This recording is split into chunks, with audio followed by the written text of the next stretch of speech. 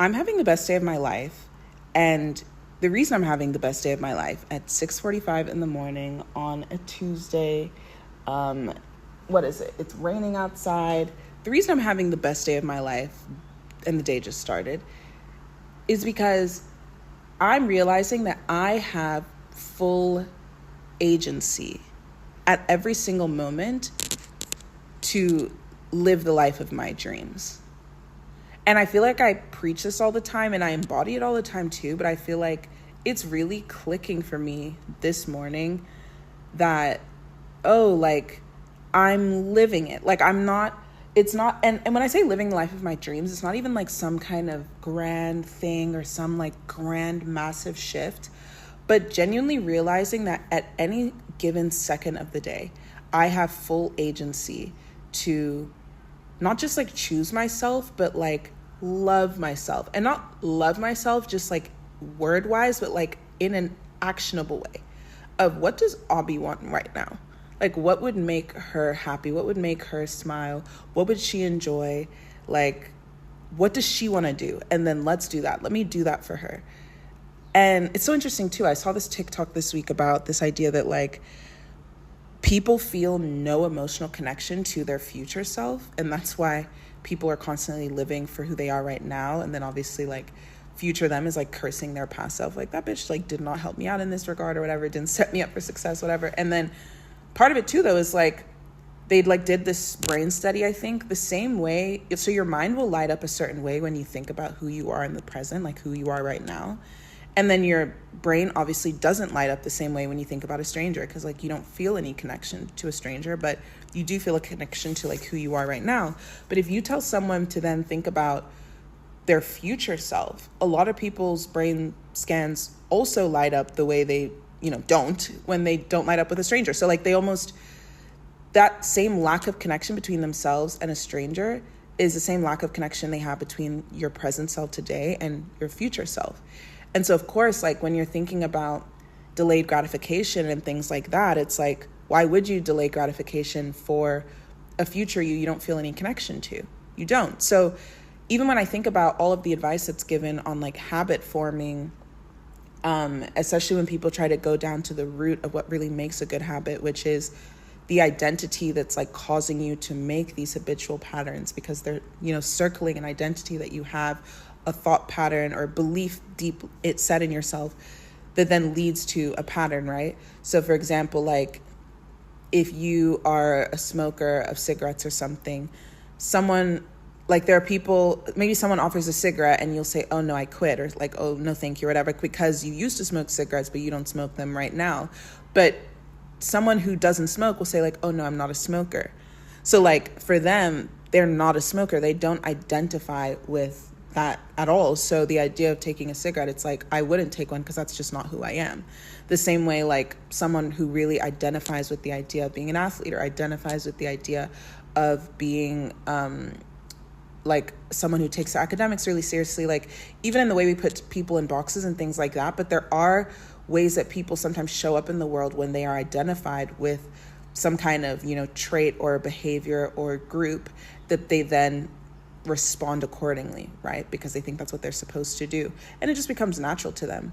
But anyways, when it goes to like habit forming, it also makes sense to me that part of making new habits actually stick in your life is creating a connection to a future version of you as well. Because you're saying that like, I am the person in the future that doesn't do this thing, right? Because me having this habit now. So for example, if I say I have 6-pack abs or something, or I want 6-pack abs. In order to have those, I don't have them right now, which means a future version of me has those abs if the goal goes successfully, which means that right now I have to do core exercises, eat a certain way, stay hydrated, whatever. Those are the surface level habits that I need to have on a regular basis so that future me can enjoy and reap the benefits of having abs. But I can say that and it's all well and good to be like, okay, I really want abs, blah, blah, blah. But then when the time comes down to actually do the workout, it can be very easy for me to then be like, I'm not in the mood for this. If I feel more identified with who I am right now, who doesn't have abs and like wants, hot chocolate or something, And a cookie, like I can be more identified with that person and how much they're going to enjoy that cookie, and like I don't have abs right now, so like why do I care? And that can then supersede the feeling of like wanting to work out and have the abs, because in order for me to say no, I'm gonna sit down and do this like 30-minute workout that I maybe am not in the mood for in this particular moment, I have to have some level of connection to a future version of me that will have abs. Like I have to feel like she is me right now, right? So then that thing of like, you know, shifting your identity, not only is it like, okay, your future identity will have abs if I do this, cool, but like feeling like, no, I am someone that has abs right now. Even though like physically you can't see them or whatever, you know, people, I mean, abs is a funny example because people love to joke like, no, I have a six pack under here, you just can't see it, right? But it's like, no, I have to feel like I have abs. I have to feel like, no, I'm someone with abs, and someone who has abs does this. Someone who has abs eats like this. Someone who has abs drinks like this. And then I identify with that. I identify with my future self, and I feel that connection between my present self and my future self. And that's what allows me to consistently then have that habit with ease. Because it's not like I'm suppressing who I am to create a future self. I am that person, and that person behaves this way. So anyways, just interesting to like connect the two. But even going back to like what opened this episode, the idea of just feeling like I love my life, I'm having the best day ever, and I feel like it's because what's clicking for me right now is that I have full agency over myself. I have full agency over doing the things that bring me joy only because they bring me joy. And if that means waking up earlier in the morning just to lollygag and enjoy my lollygag time, like that's so powerful. And I also think I want to encourage people, one, to live for the moment instead of like living around moments, you know? So meaning I don't want to feel like I'm living for the moment at the end of the day when like no one is asking me for anything, which kind of doesn't happen, but you know what I mean? I don't want to feel like, oh, my day begins because my work, quote unquote, has ended, or my weekend is the thing I'm living for because the week was just something I had to slog through so I could get to my plans on the weekend, or I could get to my bed on the weekend, or I could just do nothing. Or feeling like, oh, I'm living for like my next vacation or my next this or my next that. Like, I don't want to feel like everything is just a means to an end outside of punctuated moments in my life that are supposed to then be special. And I feel like, of course, our generation is lucky in so many ways, but part of like globalization and just like this constant exposure we have to one another is this feeling of like, of course, everyone is seeing everyone's highlight reel, which makes you feel like you're supposed to only enjoy yourself when you're experiencing a highlight, right? Because then you can post it, you can say, oh, I went out, I did this, I did that, and show the evidence of the thing that's giving you joy. And I really want to push back against that because I genuinely feel like there's so much joy to be found in the mundane. And even that word mundane is like, there's a connotation to it of like, oh, that's just like the whatever part. That's like the bland part. Like, let's get to the fun part. But it's like, there's so much joy in the mundane. And I know like the poets and the artists talk about this too, but it's like, no, like I woke up early this morning and I'm not someone that cooks, but I'm, you know, even that I'm like, no, let's reprogram that. I'm going to become someone that cooks because I cook well. I just have like a really bad relationship with cooking personally. And I'm looking around my kitchen. I'm like, randomly like, oh, let me make something, which is never a thought that comes to mind. Literally never a thought that comes to mind. I'm like, especially at breakfast time, like I don't even eat breakfast. And I'm like, wait. And so I make this soup. I make this egg drop soup, and I'm making this soup, whatever. And then I come to my room. I have my soup. I have my book. I light my candle. I like tidy up my room. And that seems like such a simple thing, but I'm sitting here and I'm like, I feel so incredibly regulated, like so incredibly regulated. And like looking at the things that I've actually done for myself, what have I done? Like, okay, I've got some water. I drank my water. I took my meds. I like, you know, put my retainer in while I was cooking, like blah, blah, blah. Like very simple things that just made me feel like, oh, like I'm not saying I love myself. Like I'm acting like it. And it makes me feel special, and it makes me feel like today is entirely mine, like no matter what happens. And so that's also what I mean when I say you have agency over your life, which was the second thing, right? So the first thing was this idea that like you're not living for punctuated moments. Like, you're living for every single moment, and you have the power to inject joy and like seek your highest joy in every moment of your life. But then the other side of it is agency.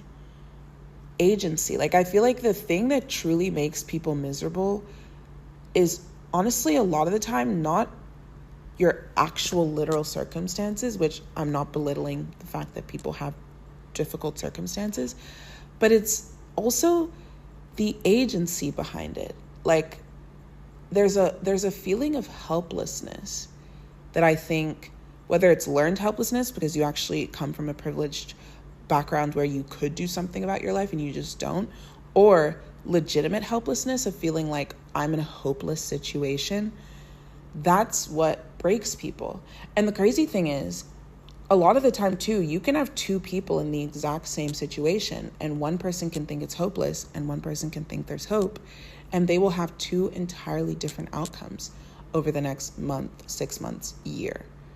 And that's for anything, and that's for any level of like dire situation. So for example, like when people talk about, like I was talking to my doctor uncle family friend, and he was talking about how when his patients are diagnosed with cancer, there's this thing where people feel like once they're diagnosed with cancer, they're going to die. And that's not true. So something he'll say to his patients is like, he makes it very clear to them that like, this is just an illness. This is a season of your life, but you are alive. This is not a death sentence.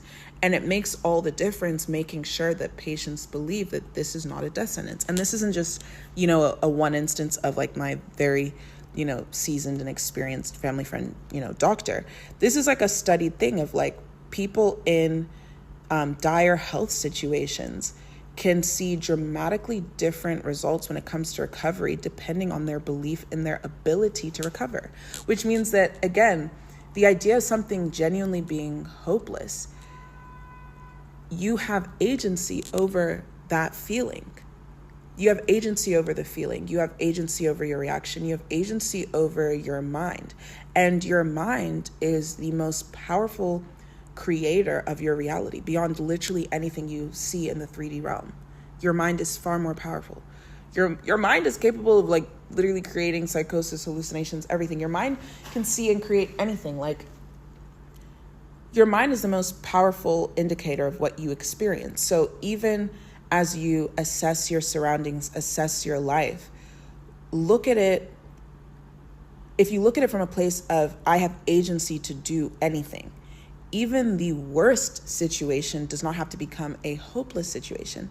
And because of that, you reclaim your power in it. So even if we like zoom away from like maybe something as intense, obviously as like a scarier illness like that, right? Or thinking about things that feel very life and death to people. Think about your relationships with people, right? So maybe you're in a situation where you have someone in your bubble that you have conflict with of any kind. This can be romantic, this can be platonic, this can be familial, this can be someone in your like work environment. But think about like, okay, let's say you're married and you have two married people. Actually, marriage is like a sticky subject because I feel like people have sticky opinions around like divorce and stuff. But let's say like, okay, let's take two girls and they have boyfriends or something, right? And these two girls are in relationships. Both of them are unhappy in their relationships. They don't feel loved. They don't feel respected.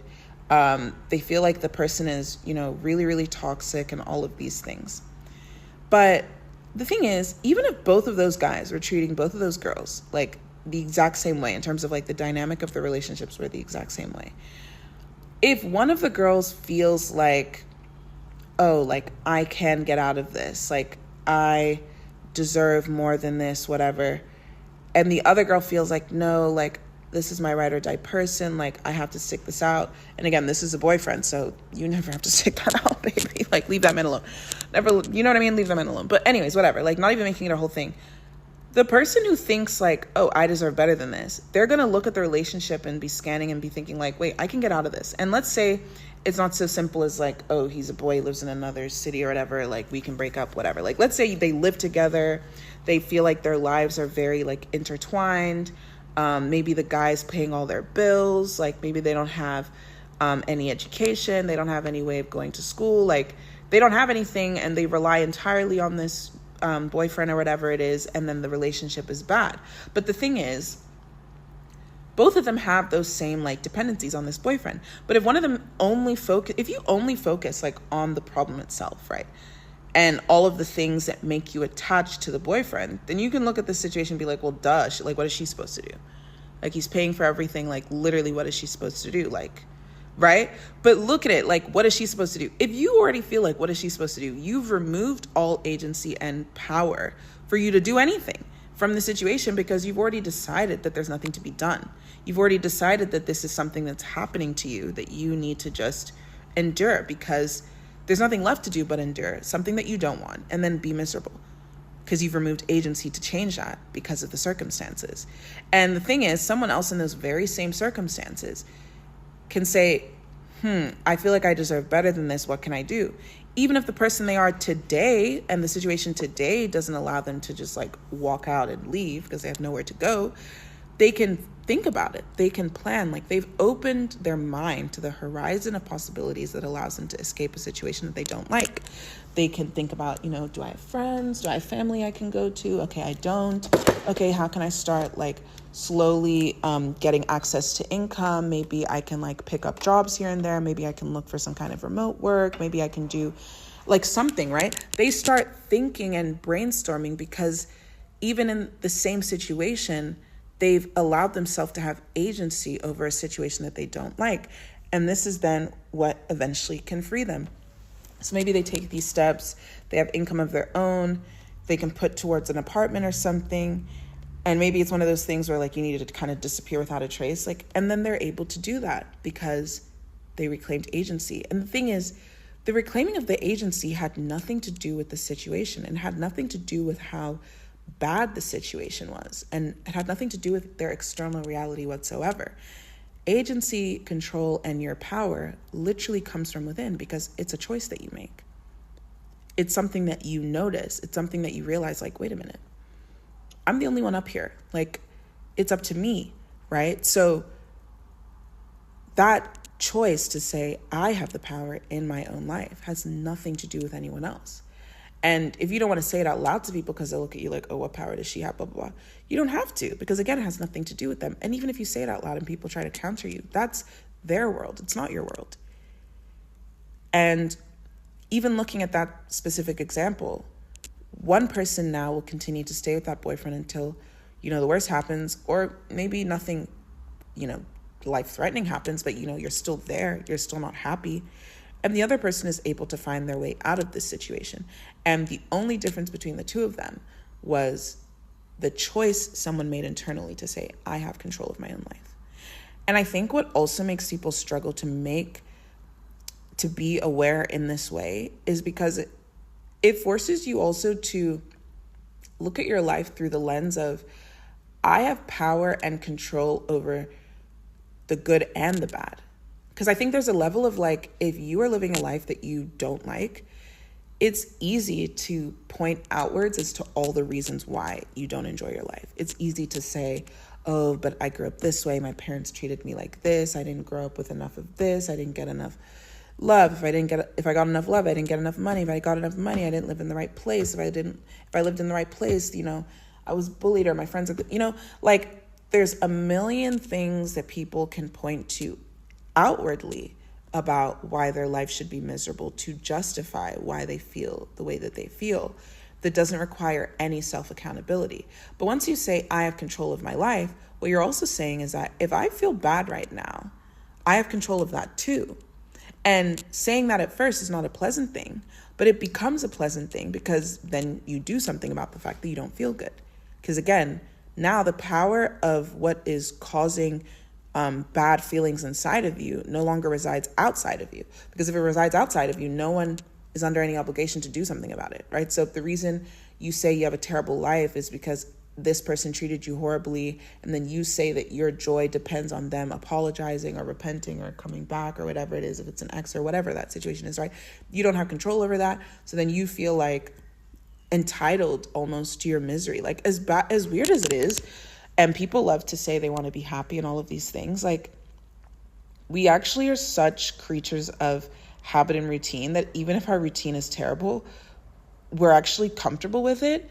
And our brains, in this weird way, and I think it's been studied too, like, our brains kind of will default back to bad feelings and thought patterns and emotions simply because that's our default. And it's easier to do the same things. It's like your neural pathways or whatever. It's like shorter, like it's faster to just do what you've always done. It requires you to think critically and like pause and make new choices intentionally, to kind of reinforce different pathways to react to your own environment and like be happy. That's a skill. I'm always saying, like, happy is a skill. Happy is a muscle that you flex. Happy is a muscle that you take to the gym and you train it by, even what I'm saying now, realizing that you have the agency to look for joy in any moment, stressful, not stressful, happy from what other people say or not, right? So, yeah, this is a funny episode because I felt like I had so many ideas I kind of want to like wade through, and I don't know that I'm fully crystallizing everything that I want to say, but I think the way that I'll round up for now is that it's up to you, and not even in like a, oh, no one's coming to save you type of way, but it's like, you're coming to save you. Like, you're coming to save you. You're here to save you. That's literally your actually only job. Like, even when you don't want to be here, your body's reflexes will want to keep you here. Your body will fight till its last breath to keep you here. So you're coming to save you. It's not about anyone else. And even if other people show up, you make it easier for them to show up. You make it easier to take their support by being open to the fact that support is on the way, because you're on the way, because you're right here and you care and you should care.